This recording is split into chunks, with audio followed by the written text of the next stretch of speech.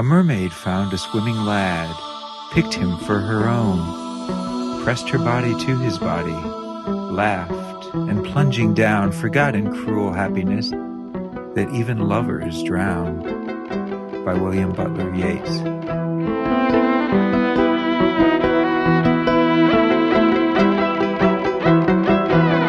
Hello to all you guys and gals out there in the hot hinterlands. As always, it's Roq, and I'm here with my co-host Max, and we're going to be your guides as we traverse the world seas in search of all things supernatural here at Nightmares and Daydreams. Welcome, lovely people. Roq and I are going to discuss and debate our way through all things paranormal, legendary, and fishy. And of course, fun. Definitely fun. But you know what's not fun, Max? Sailing along and hearing a lovely voice singing up a stormy doom for you? That's my line, damn it. Hold on. I think our cue cards are out of order. I blame it on the staff. Yeah, unfortunately we are the staff. Then I blame it on you. That sucks. We need to hire some staff. To blame things on, right? Exactly. That's us. I was passing the buck. So yeah, mermaids, aside from their lovely looks and beautiful voices, are known mostly for bringing death at sea. And come to think of it, rare is the water spirit that is beneficial to us humans, Max. Hey, I mean, it's a living. Not for the sailors, more of a killing or a drowning. You know what I find funny, though? What's that? Well, not funny, I guess, but curious or interesting. Some people say that mermaids are a fantasized construct based on sea creatures like manatees, right? That's a theory, for sure. So how come they're nearly universally beautiful? I mean, wouldn't early explorers have been more likely to say, assuming this theory holds water? I see what you did there. Hold water. Clever. Although, I don't think it does. But wouldn't they have been more likely to say, damn, those sea women are gross. Look at that mustache. True, but maybe those ancient sailors were into mustaches. Also, Max, ain't no manatees in Europe, ain't no manatees in Asia. Where'd all these mermaid sightings come from? Seals? Get some selkie action in there? You and your Rhone-Inish perversions. Hey, I did tell you I was half selkie, remember? You know what? I do remember that. So again, what about seals? Well, the issue is that, is that they knew what seals were. So obviously wasn't seals. Well, stories of mermaids, or sea folk of that sort, go back at least 3,000 years. Damn. The Assyrians talk about a goddess called Atargatis, who loved a mortal shepherd. Listen, Max, let me help you out, okay? I've been playing Assassin's Creed Odyssey. Let me pronounce that right. Okay, yeah. Atargatis. Hey, how does that sound? Hey, not too bad, right? That's perfect, man. That's my Spanish accent. Anyways, Max, shepherds. That's your ancient Sumerian. Were popular. Yeah, my ancient Assyrian. Shepherds were popular with goddesses back then, man. True. They were just hanging out on hills with the smock on, drinking the wine, carrying a magical shillelagh, maybe playing some sweet tunes on his panpipe. They got all the immortal ladies back then. True. There's some hot shepherds. A lot of sheep then. Exactly. Good job, security. Good old Endymion, whom Selena fell in love with. Anyway, well, she accidentally killed him. You see, folks, these things literally never work out well. Yeah, goddess sex, or god sex for that matter. It sounds good, but most likely it'll kill you. Or at least make you sleep for a very long time. True. What was I talking about? Atargatis killed a shepherd. Another legend of Atargatis, or Atargatis, the way we said earlier, is that she was an Assyrian priestess who jumped into the sea to wash away the shame of an unwanted pregnancy. But then, she emerged as a mermaid goddess. What's so funny? It just has me thinking of that movie, Oh Brother, Where Art Thou? Oh, that's a good flick, man. I'm a Dapper Dan man myself. When at the end, when Everett, defending his leadership, says, well, you didn't get turned into a toad, though. And Delmar says, almost got loved up, though. That's awesome. And okay, I'm going to let this totally random aside thing slide because they were at least dealing with sirens on the riverbank, so it's marginally related. And like you said earlier, god or goddess sex rarely works out for the mortal. Not according to the lore, anyway. Mm-hmm. Okay, back on track. Back on track. So, Atargatis, as you say, nice, is so distraught that she killed her lover that she dives into the Euphrates and turns herself into a fish. Slightly different from the version you read. I'm not sure how that is supposed to help alleviate her feelings of guilt, though. Well, in any case, it doesn't work. because the river refuses to conceal her godly beauty, and so her top half remains humanoid. So the river is more powerful than Atargatis. I guess so. And if you think about it, rivers are gods too. Mm-hmm. And the Euphrates is a mighty river, so... True. Wasn't Alexander the Great's sister a mermaid or something? Did Philip of Macedon have some proclivities that weren't in the history books? Well, as far as I know, that story is from the Middle Ages, from Byzantine Greece, so I don't think it dates to the Hellenistic period. But you should tell it anyway. It's sort of a cool story. Well, according to Greek legend, Alexander the Great, like others before and after him, sought the fountain of immortality. Unlike most others, he is said to have found it and washed his beloved sister's hair with it. When Alexander died in Babylon, his sister, driven mad with sorrow, tried to end her grief by leaping into the Aegean. However, by some magic or divine intervention, she didn't die, becoming a mermaid instead. She roamed the seven seas for centuries, periodically stopping ships to inquire, "Is Alexander the King still alive?" I'm guessing that you probably shouldn't tell her. Indeed. If the sailors were to tell her, "He lives and reigns and conquers the world," she happily let them pass. And if they told her the truth? If they told her the truth, that he had died, she would turn monstrous and try to sink the ship. Mermaids love sinking ships. It's one of their favorite things, along with Krabby Patties. What would Kant do in this situation? He said one should never lie for any reason. Well, as long as he's not sailing my ship, he can do whatever the hell he wants. True. But pretty much every culture has mermaids. Or something similar, water beings, especially female ones. Often luring people to their drowning deaths, like we said earlier. Well, maybe that says something about the treacherous nature of water, especially deep water like oceans. Could be. Always come to the rescue with the rational explanation, aren't you? Hey, I'm not saying that's what I believe. No, but you are always bringing up the naturalistic reason why people might believe a certain thing. Why can't it just be because they saw a mermaid? Because there was a mermaid. It could, but I think it's important to explore all avenues. You hate magic. What? How dare you? Okay, so sure, there could be a creature that emulates what we know of as a mermaid. But there could also be a metaphorical or symbolic reason that the construct was created as a mythological symbol across the world that says something about humanity. Okay, but what about Occam's razor? What about it? The simplest solution is usually the correct one, right? Yeah, I don't think it works like that. Isn't it simpler that there was just a mermaid that someone saw instead of some complicated psychological or cultural construct at work? It seems so on face value, but Occam's razor also says entities are not to be multiplied without necessity. But I'm not declaring mermaids or anything like them don't exist. I'm just proposing reasons that they might have developed were they not to actually be factual creatures. Oh, jeez. Oh, my God. Maybe we just need a story. Good idea. Do you have one in mind? I do. Nehuas, the mermaid, a Passamaquoddy legend. Once, a long time ago, there was a Native American who lived by a great lake with his wife and daughters. The mother told her daughters never to go to the water of the lake, for if they did, they would be lost, or in any case, something very bad would happen. They went there often, though, for all children disobey their parents, and things that are forbidden have the greatest allure for them. The shores of the lake sloped away to a sandy island. One day they went to it, leaving their clothes on the beach, and didn't return. Their parents missed them. Their parents came looking for them. The girls swam up the sandy shallows of the shore and called to them. They cried out that they could come no closer. When they asked why, they told them they had grown too heavy, too large to leave the water. They had become snakes below the waist, very lovely with long black hair and black eyes and dark brown skin, but no longer human. They also had shimmering scales on their lower halves.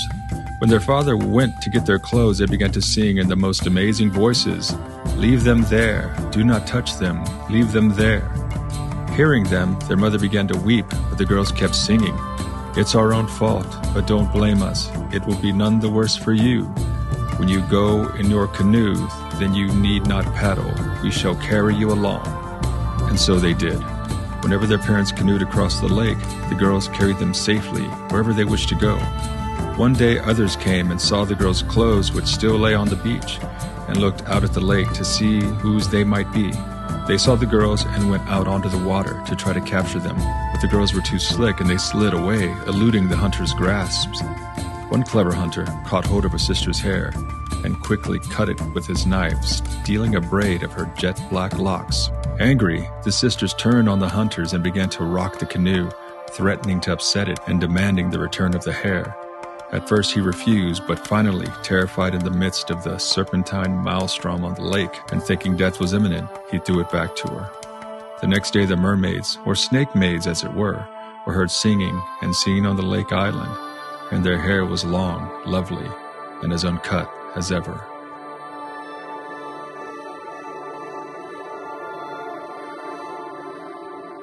I have to say, What's that?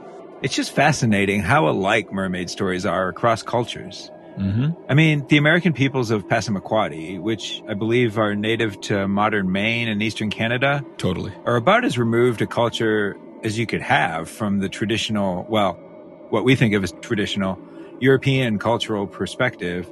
But you have the whole checklist: aquatic women, half human, beautiful singing voices, all of it. Mm-hmm. Almost makes you think that there might be something to the legends. Yeah. I was just stating theoretical possibilities, Roq. I know. Settle down. You know another idea that is part of the mermaid lore, not necessarily the story we just heard, but many, many others, including The Little Mermaid.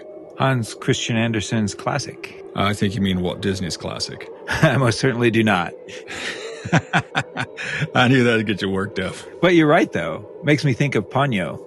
Dude, that is a super solid Studio Ghibli movie. Ponyo, fishy daughter of a sea wizard and a goddess, fall in love with Sasuke, a human boy, and then she wants to become human. You know, my wife loves Ponyo. Honestly, that's my least favorite Ghibli. I do like that movie a lot. It's a good one. You know, I love Porco Rosso. Nice. A cursed human turned into a pig flying biplanes in the Adriatic Sea fighting air pirates? What's not to love? Absolutely. Totally. Love it. Kiki's Delivery Service is my fave, but that's for another episode altogether. Love Kiki. You know, we can do a Witches and Witch Business Ventures episode or the Genius of Ghibli. Either one. Sounds like a good one. Or two, rather. Yep. So we've established that mermaids are found in cultures the world over. We have. So let's go through some of the various kinds. Sounds fun. Can I start? By all means, sir. After you. Okay. Well, there's the Igbago, a Benin River goddess, and her mermaid servants, who guard both the river and the underworld hidden underneath. In keeping to Western Africa, the Yoruba people of Nigeria tell of Oshun, a river spirit, and her sisters, Oya and Oba, who are married to Shango, a thunder god. They are the children of Yemoja, mother of fish. There's still a festival every year to Oshun. That's so cool, man. I love that the old beliefs live on in modern times. So, jumping halfway around the globe, in the Philippines, we have a number of merfolk monsters.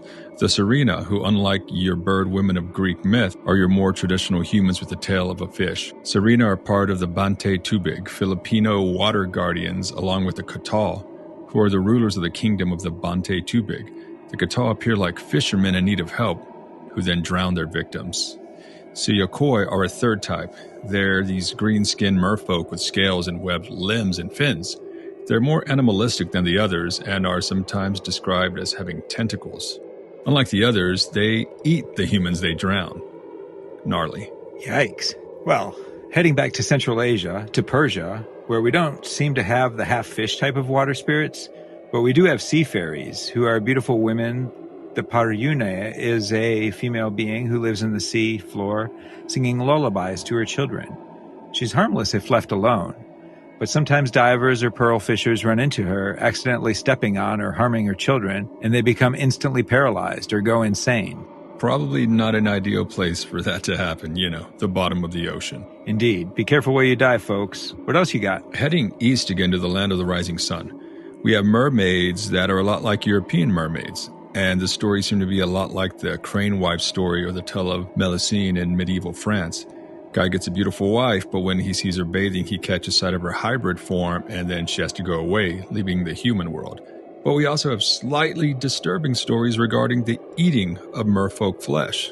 Gross. Eating them? Yeah, the Ningyo, who are a type of merfolk that can bring storms and bad luck, just like the stories common in Europe. But supposedly their meat is delicious, and if you eat it, you gain longevity beyond normal human years. Gross. Probably not gross with some sake, but hey, if you didn't know.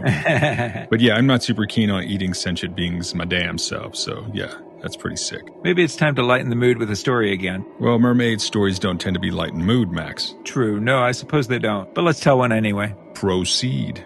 Have you ever heard of the Lorelei? The Rhine River Mermaid? That's the one. So her story was first written down anyway, by Heinrich Heine in 19th century verse.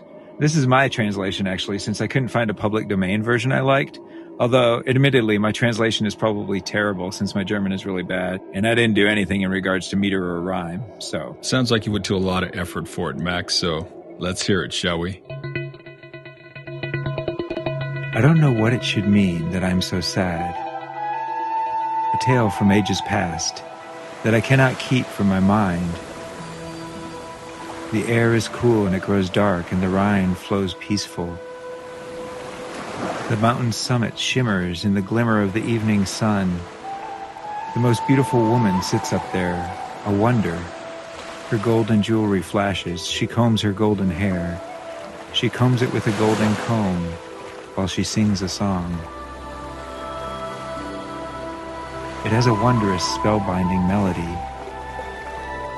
The sailor in his little ship is seized by it with a wild woe. He doesn't look to the rocky shoals, only up to the heavens. I believe in the end the waves devour the sailor in his skiff. And this with her singing the Lorelei has done.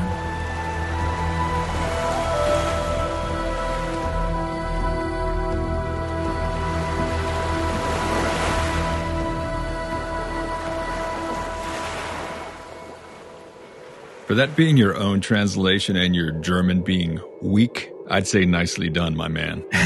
Thanks, I try. Or danke, dankeschön. Donkey Chains? I know, I love that song. Donkey Chains, baby. Okay, anyways. Ferris Bueller. You, absolutely. You know, Max, I can't help seeing the correlation between some of these mermaids who, let's face it, are predators, and some of the water hags that we've covered in our first season. Watch those lonely pools that look oh so inviting whilst you're hiking in the forest primeval, people, especially in these hot summers. Yep, as you've come across in the research, and the lore plainly states, check yourself before you wreck yourself, y'all. Like if the beach is looking a bit rough and rowdy and you're still feeling that pull to dive in, or if that sparkling mountain pool looks supernaturally inviting, maybe stay out of the water, because in said body of water might await a mermaid or water hag that wants to sup on your bones and is using magical means to draw you in. That's a public safety announcement. Or they may make you their love slave. Or put your soul in a jar for all eternity. That's not very cool. Who knew mermaids were so uncool? So I ran across a modern story. How modern? Well, Max, my idea of modern is a little different than yours. Yeah, as we've discovered. 150 years in terms of, like, Earth time is a blink. So I stick with my definition of modern. Right. So this sighting occurred in the 1980s. Dang, ancient. Shut up. So this was off the coast of Florida. And this guy was a wildlife photographer, just like an outdoorsy dude, and they're used to boating around the waters around Florida, the Atlantic side, not the Gulf side. So what happened? So the guy was on his boat, and it was a larger boat, and he had it anchored, and he had planned to scuba dive that day. Gorgeous day, perfect weather for diving. So he gets all suited up, and he's in the water. So why is the theme from Jaws playing in my head right now? Totally. So he's diving, right? And the only thing he's worried about is a barracuda that he spotted earlier. But other than that, it's clear. Until things kind of shift. How so? I think it's the underwater equivalent of the environment going silent on land. Like when people who have had sightings or experienced a supernatural or paranormal occurrence, they say that everything stops. Like the wind stops blowing, the birds and bugs stop doing their thing, just an eerie silence, like the earth is holding its breath. Like the proverbial calm before the storm thing. Precisely. So things get weirdly silent underwater, and his fear level just kicks up. and he thinks maybe the barracudas are back or even possibly a shark. There goes that Jaws theme again. So this guy starts making his way slowly back toward his boat. And again, he's experienced with this. This is kind of his job. He does wildlife photography. So he's not hurrying. He's just steadily heading back. And he's scanning around constantly because, it's not for nothing that we have this sixth sense, right? Right. If that fear sensor is going off, best listen to it. Agreed. As he's nearing his boat, he sees this figure in the water, maybe 20 yards from him. A figure? Yeah. So he sees this figure in front of him, Max, and it's humanoid. Head, arms, torso, long hair, but no legs. The lower half is a fish? Mm-hmm. Dude just sighted a mermaid. Or a manatee. He has to get close enough to see if it's a mustache. It looks like a mermaid, but this is not Ariel. So he's watching this creature watch him. And in what seems like a nanosecond, this thing is on him. And she has claws and sharp teeth and large black eyes like a shark. Also long hair, as I said earlier, breast, clearly female. Damn. So he fends her off and she's laying into him, and he says he can feel the animosity coming off her, like this hate that's almost palpable. So she attacked him? Yeah, like tore holes in his scuba suit on his arms, his gear. I've seen the pics, like 3 side-by-side tears in the fabric of his scuba suit. But just as soon as she's there, she's gone. And he's able to get to his boat and climb in and get the hell out of Dodge. So she let him go. Mm-hmm. She just wanted his water-polluting self out of her ocean. Could be. I mean, she had claws, sharp teeth. She was a mermaid in her element. He was fish bait if this creature had wanted to kill him, I think. Clearly just sending a message. Stay away, Mr. Wildlife Photographer. You ain't welcome. Mm-hmm. If this sighting is legit, anyway. A dude was attacked by a mermaid off the coast of Florida, Max. How does that not sound legit? I know. How foolish of me. Mm-hmm. Quit being so, what's the opposite of gullible? Ungullible. Yes, quit being so ungullible, Max. All right. So you ready for a story? Lead on, good sir. It's a bit of a long one, but I like it.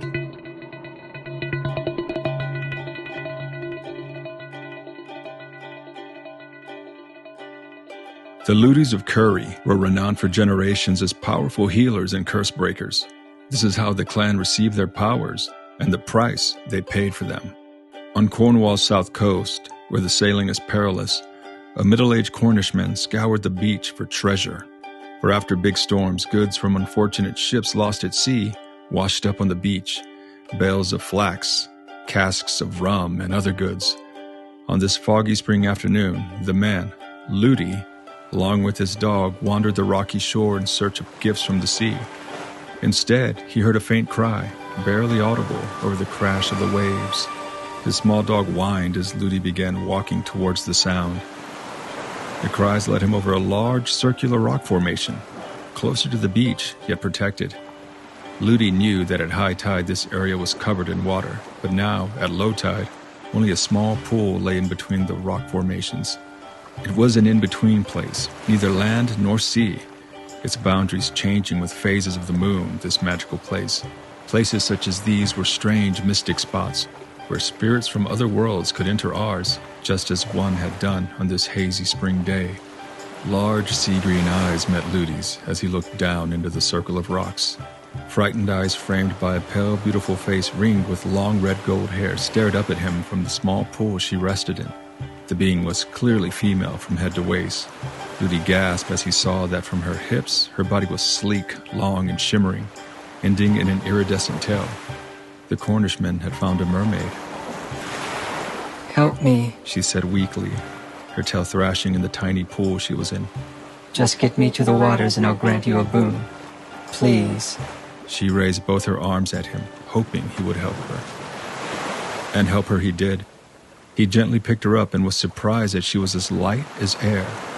Her arms wrapped around his neck as he began to take her towards the foaming waves, carefully picking his way among the sharp rocks.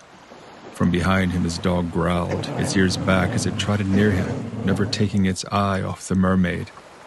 Ludi halted at the water's edge and the mermaid looked at him, her sea-green eyes seeming to hypnotize him. She snuggled into his arms, feeling safer now that she was so near her element. "What is the boon you ask? Name your heart's desire and it is yours." Gazing into the sea, the Cornishman replied, "I want to have the power to break evil spells." She smiled and ran a porcelain finger along his jaw. Done. And what other boon, my sweet? Ludi had moved into the water now, up to his knees. I also want the power to cast healing spells, to help people. She smiled deeper. Again, done. I can grant you another. He was up to his hips now, and she was holding on to him by his neck, smiling, a secret smile, her red gold tresses floating in the water and her tail gently undulating behind her. Ludi spoke again, his eyes trapped in the mermaid's gaze. I want my sons to have these powers, and their sons after them, and so on, forever. Your line has it. For your kindness, Ludi, I grant you these boons. As a symbol of her promise, she withdrew an ivory comb from her long hair and gave it to him. She pressed the comb into his left hand, and Ludi felt the pull of the sea, his feet sinking into the sand and the powerful pull of the tide. Stay with me, she offered. What pleasures are left to you on the dry, cracked earth? She tightened her hold on his neck. Ludi's dog began howling on the beach, splashing around, barking frantically at his master, causing Ludi to stumble back in the surf towards the shore. She lunged at him, still smiling. Clumsily, he withdrew his old pocket knife, cast in iron.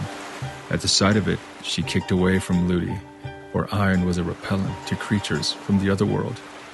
Farewell, she said, her laugh echoing over the water. For 9 years I will bide my time, then we shall meet again. She leaped away, and the last Ludi of Curry saw of the sea maiden was her long red gold hair vanishing into the green sea.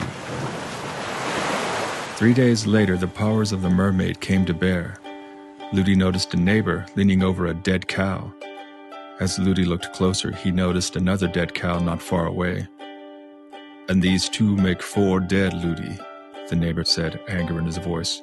I will be ruined if this keeps up. Ludi knelt down near his friend. A witch did this. The next cow that falls ill, bleed it and catch the blood on a straw pile. After the blood is dried, burn the straw and mark well the first person who passes through the smoke. That is the witch cursing you. Deal with them as you will. He went silent for a long moment, surprised at his own words. The farmer only nodded grimly. Ludi's prescription brought swift results, and soon word of his wisdom spread. Next, he saved a child from a deadly fever. Then he cured an entire family after that, and after that, the daughter of the local lord. Word spread far and wide that Ludi of Curry was a powerful peller, or healer that could expel evil spirits and disease. Rich and poor alike came from miles around for his wisdom. Soon his sons, also feeling the pull of their father's wishes, tied up their fishing boats and joined him in the family business, each son understanding the power of elder blossoms and Anglican leaves to cure colds, hangman's noose for scrofula, and written charms for warding off the evil eye. How they gained this power they didn't know, only that the knowledge flowed in their minds like blood in their veins. Soon Ludi moved to a larger house, which pleased his wife.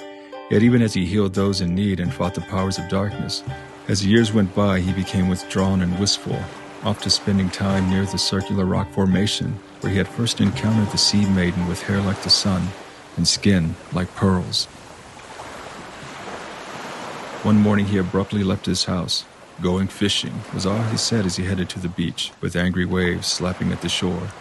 His sons exchanged worried glances as their father hobbled down to the beach.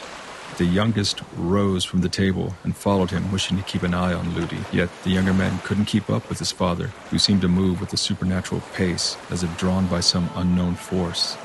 The older man went to the village harbor, untied a skiff, and sat in it, as if waiting for something. Before his youngest son could reach the skiff, pale arms and bright red gold hair flashed around the small vessel. The mermaid was cavorting in the waves, her tinkling laugh echoing across the water. She beckoned him, arms out wide, and Ludi rose from his seat. He looked to his youngest son. My time here has come, he shouted before plunging into the sea. His son would recount that the sea seemed to swallow his father alive, with no sign of him after he dove in. And vanish he did, crossing the ephemeral boundary of our world and the next. Ludi was never sighted again, but the powers of the mermaids lingered through his kin for generations, the line becoming famed fighters of witchcraft and sickness. Yet, the mermaid took her payment all the same. for every 9 years, as regular as the turning of the seasons, as regular as the tides, one of Ludi's heirs was lost at sea, vanishing into that cold green world as old and fathomless as time itself.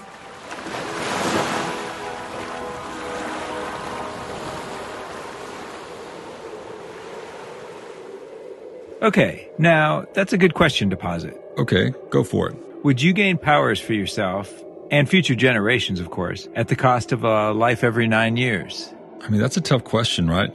It's for a good cause, fighting the powers of darkness, but 9 years is not that long a time. Am I right? Time flies, especially the older we get. Yep. So would you? I'm not sure, man. I mean, on the surface and in the broader sense of helping people out, it sounds like a good thing to do. I guess it would depend where the mermaid takes you, right? Yeah, like, is it perpetual happy hour? Like, is it water slides and, fish fries? Or does she eat you and put your soul in a jar? Yeah, like the Vojanoi. Nice. Exactly. Tough call. I'd probably not do it. Too many variables. Like the wolfskin belts we spoke of in our werewolf episode. Mm-hmm. Great powers, but not complete control over the powers. Yep. I can see the correlation, but, Ludi did get a fly new house for his old lady. It's all about the real estate.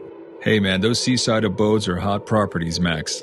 I wouldn't know, right? We live in good old landlocked Austin. Yeah, and that lakefront property's out of my price range.